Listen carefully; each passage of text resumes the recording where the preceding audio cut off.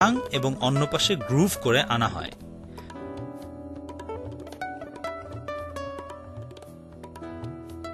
ছবিতে দেখুন tongue and গ্রুভ joint কিভাবে কাজ করে। আলমারি তৈরির ক্ষেত্রে বেশ কয়েকটি অংশে টাং অ্যান্ড গ্রুভ জয়েন্ট ব্যবহার করা হয়েছে।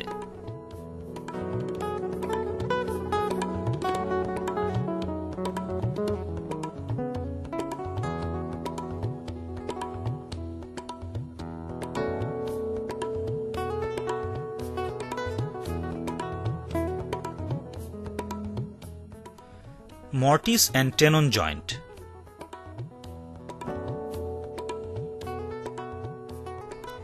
এটি একটি বহুল ব্যবহৃত জোড়া বা জয়েন্ট।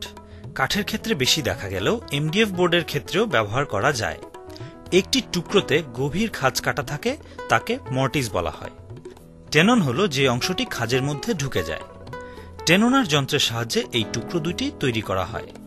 সাধারণত টি আকৃতির জোড়া দেওয়ার সময় এই জয়েন্ট ব্যবহার করা হয়। তবে এমডিএফ এর পুরুত্ব কম হওয়ায় এই জয়েন্ট ব্যবহারের সময় দুইটি এমডিএফ কে একসঙ্গে জোড়া দিয়ে এর পুরুত্ব বাড়িয়ে নেওয়া হয়। টেবিলের পা, চেয়ারের বিভিন্ন অংশ জোড়া দেওয়ার ক্ষেত্রে বেশ কয়েকটি অংশে মর্টিস অ্যান্ড টেনন জয়েন্ট ব্যবহার করা হয়।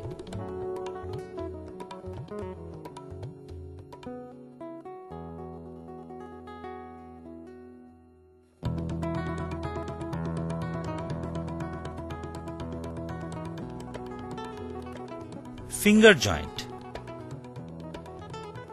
পাশাপাশি দুটি টুকরোকে এল আকৃতিতে বা সোজা জোড়া দেবার জন্য ফিঙ্গার জয়েন্ট ব্যবহার করা হয়। বিশেষ এই মেশিনটির সাহায্যে এমডিএফ এ জিপার বা চেইনের মতো খাঁজ কাটা হয়। এই খাঁজে খাঁজ মিলিয়ে জোড়া দেয়া হয়। এই জয়েন্ট সাধারণত ড্রয়ার তৈরির সময় ব্যবহার করা হয়। ছবিতে আলমারির ড্রয়ার তৈরির জন্য এই ফিঙ্গার জয়েন্ট তৈরি করা হচ্ছে। এছাড়াও বোর্ডের প্রস্থ বাড়াতে এই জোড়া ব্যবহার করা হয়। তবে ছবির মতো এই জোড়াগুলোকেও ফিঙ্গার জয়েন্ট বলে এবং এগুলো তৈরি করা হয় মোল্ডার মেশিনে। এমডিএফ বোর্ডের ফার্নিচার তৈরির ক্ষেত্রে ফুটো করে স্ক্রু লাগিয়েও অনেক জোড়া দেয়া হয়। স্ক্রু ছাড়াও ফুটো করে কাঠের বিট লাগিয়ে জোড়া দেয়া হয়, একে বলে ডাওয়েল জয়েন্ট। ড্রিল অথবা মাল্টিবোরিং মেশিনে ফুটোগুলো করে আনা হয়। কাঠ বা এমডিএফ বোর্ডের ক্ষেত্রে প্রথমে টুকরো দুটিতে জোড়া দেওয়ার জায়গাটিতে আঠা লাগানো হয়।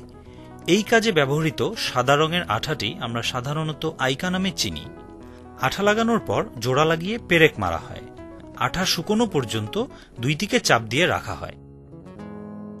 কিছু কিছু ফার্নিচারের ক্ষেত্রে এমডিএফ বোর্ডের সাথে কাঠেরও ব্যবহার হয়ে থাকে। ফার্নিচারের যে অংশ সাধারণত পানির সংস্পর্শে আসার সম্ভাবনা থাকে, সে স্থানে কাঠের ব্যবহার হতে পারে।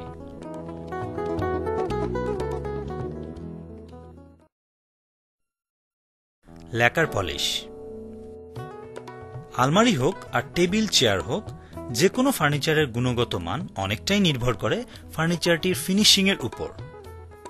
আন্তর্জাতিক মানের ফিনিশ ফার্নিচারকে সবার কাছে লোভনীয় করে তুলতে পারে। তাই এই ধাপটি এমডিএফ বোর্ড ও কাঠের ফার্নিচার তৈরির ক্ষেত্রে সবচাইতে গুরুত্বপূর্ণ ও সময় সাপেক্ষ। বিশ্ববাজারের সঙ্গে তাল মিলিয়ে আমাদের দেশেও ব্যবহার হচ্ছে সর্বাধুনিক ল্যাকার ফিনিশ।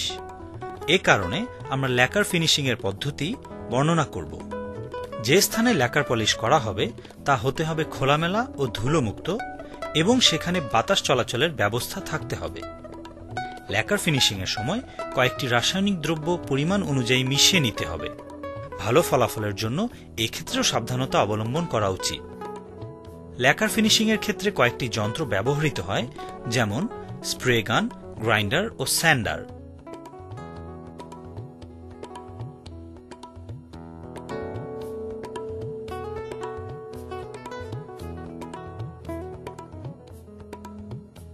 স্প্রে গান। এই যন্ত্রটির সাহায্যে বাতাসের চাপ ব্যবহার করে ফার্নিচারের গায়ে রং, ল্যাকার ইত্যাদি স্প্রে করা হয়। ছবিতে দেখুন একটি স্প্রে গান।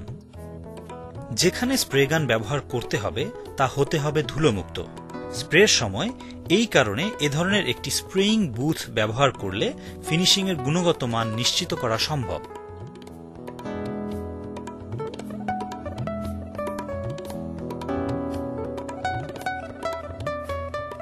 গ্রাইন্ডার। কাঠের ঢেউ সমতল করার ক্ষেত্রে গ্রাইন্ডার ব্যবহার করা হয়। এটি ল্যাকার ফিনিশিং এর প্রাথমিক পর্যায়ে প্রয়োজন পড়ে।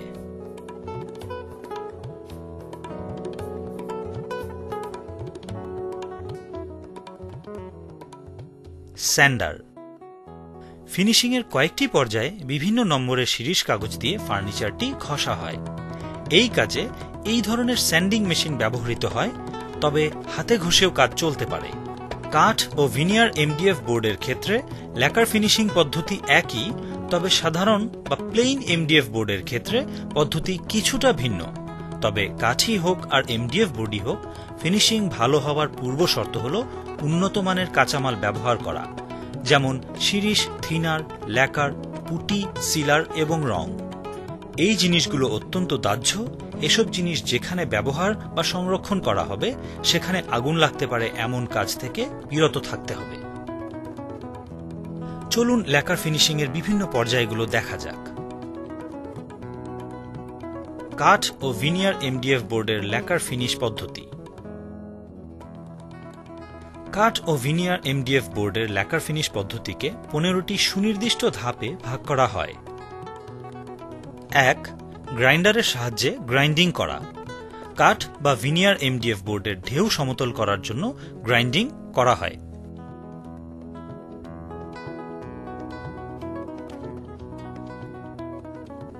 2. এই ধাপে 80 নম্বর শিরিষ কাগজ দিয়ে ঘষা হয়। এই ধাপে যন্ত্রপাতি দিয়ে কাজ করার সময় যে দাগগুলো রয়ে যায় তা দূর করা হয় এবং ঘষার পর পরীক্ষা করা হয় দাগগুলো দূর হয়েছে কিনা। 3. এ পর্যায়ে 120 নম্বর শিরিষ কাগজ দিয়ে ঘষতে হবে, পরীক্ষা করতে হবে ঘষা নিখুঁত হয়েছে কিনা।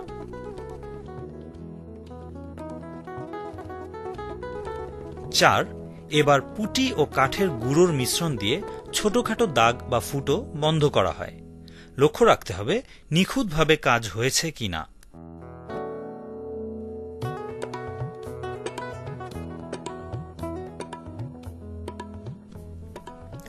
5. এবার 150 নম্বর শিরিষ কাগজ দিয়ে ঘষতে হবে এবং পরীক্ষা করতে হবে নিখুঁতভাবে সমতল হয়েছে কিনা।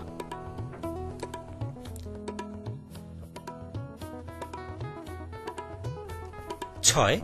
এবারের ধাপটি স্টেইন দেয়া বা রং করা। লক্ষ্য রাখতে হবে রং মিলছে কিনা। স্টেইন দু ধরনের হতে পারে। ওপেন গ্রেইন কালার সিস্টেমের ক্ষেত্রে রং ও থিনার ব্যবহার করা হয় যাতে রং আঁশ পর্যন্ত পৌঁছায় ও তা দৃশ্যমান হয়। উড ফিলিং কালার সিস্টেমের ক্ষেত্রে would filler wrong O thinner দিয়ে পছন্দমতো রং দেয়া হয়।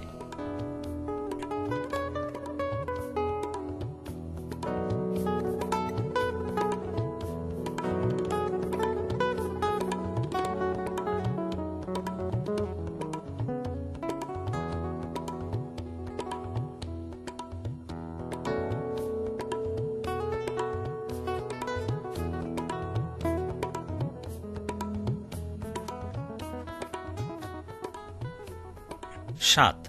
এবারের ধাপটি বেজ কোট। 2 ভাগ সিলারের সাথে 1 ভাগ হার্ডনার ও 1 ভাগ থিনারের মিশ্রণ প্রয়োগ করা হয় এই ধাপে। লক্ষ্য রাখতে হবে রং মেলে কিনা। এই বেজ কোট দেওয়ার পর 5 থেকে 6 ঘন্টা অপেক্ষা করতে হবে।